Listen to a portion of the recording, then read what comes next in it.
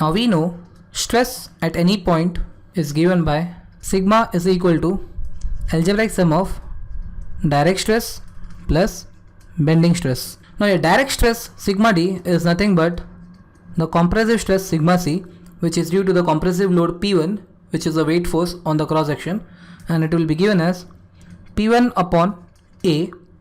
So we have P1 upon pi by 4 into capital D square minus small d square.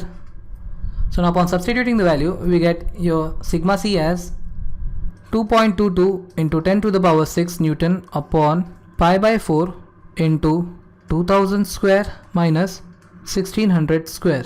Now we get the value of sigma c as 1.96 Newton per mm square.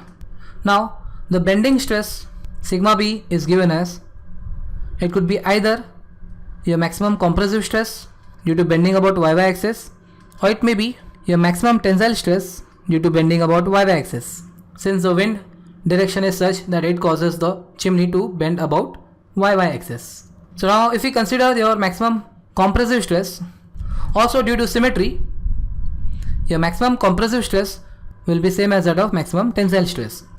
So now if we consider the maximum compressive stress, we have sigma max of compression about yy could be written as myy upon iyy into x max of compression, where your myy is the bending moment of this cross section about your y-y axis, which is nothing but this wind force P2 multiplied by the eccentric distance L by 2 from the bottommost part.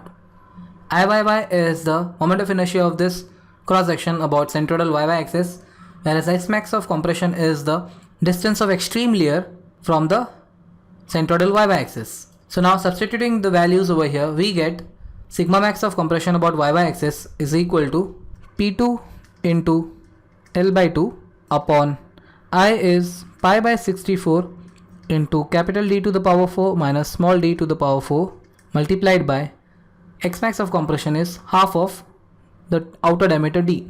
So we have d by 2. So now upon substituting the values, we have P2 is 75 into 10 to the power 3 multiplied by L by 2 is 25,000 upon 2, this whole upon pi by 64 into 2000 to the power 4 minus 1600 to the power 4 multiplied by 2000 divided by 2. So we get the value of sigma max of compression about yy as 2.02 Newton per mm square.